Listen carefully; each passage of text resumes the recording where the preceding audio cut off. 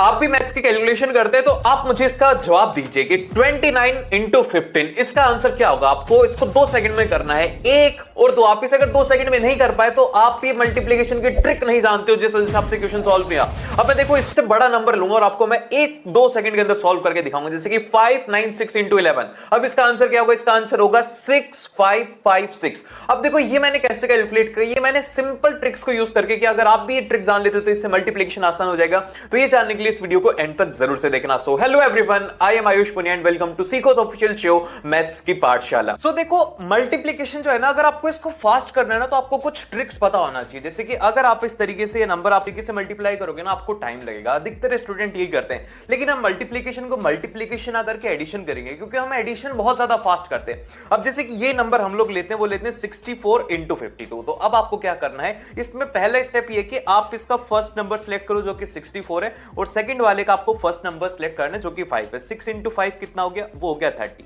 अब इसके बाद में जो सेकंड स्टेप आता है, अब आपको फिर से फर्स्ट वाले नंबर के ऊपर आना है। अब ये आ गया 6। अब 6 को क्या करना है, अब आपको 5 से मल्टीप्लाई नहीं करना, अब आपको इसको 2 से मल्टीप्लाई करना है। तो ये हमने किया 6 इंटू 2, और फिर उसके बाद में जो इसका सेकंड नंबर है इसको इसके फर्स्ट नंबर से मल्टीप्लाई करना है 4 इंटू 5। बहुत ही ज्यादा सिंपल सा स्टेप था, ये हमने ऐड किया। तो यहां पर ये 12 हो गया और ये 20 हो गया। तो ये यहां पे कितना आ गया? ये आ गया यहां पे 32। अब इसके बाद में लास्ट में क्या करना, बचे हुए 2 नंबर थे, ये आ गया 4 और लास्ट में इसका बचा हुआ 2 था। तो 4 इंटू 2 किया, ये आ गया 8। अब यही इसका आंसर है, 30328 इसका आंसर। अब आप कैसे लिखेंगे इसे, ये ध्यान से समझना, बहुत ज्यादा इंपॉर्टेंट है।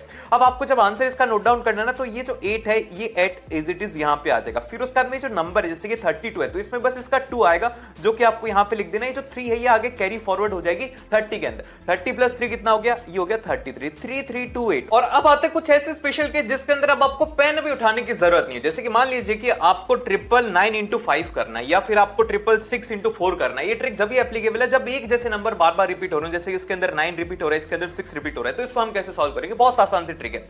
इसको आपको सबसे पहले क्या करना है कि जो नंबर रिपीट हो रहा है ना, उसको नेक्स्ट नंबर से मल्टीप्लाई कर देना है। 9 इंटू 5 कितना होता है? वो होता है 45। अब जो इसका आंसर होगा वो होगा 4 डिजिट का। तो आपको यहां पर इस तरीके से 4 डिजिट लिखने नहीं। अब ये जो 45 आया ना, इसका 4 यहां पर और लास्ट डिजिट इसकी लास्ट में।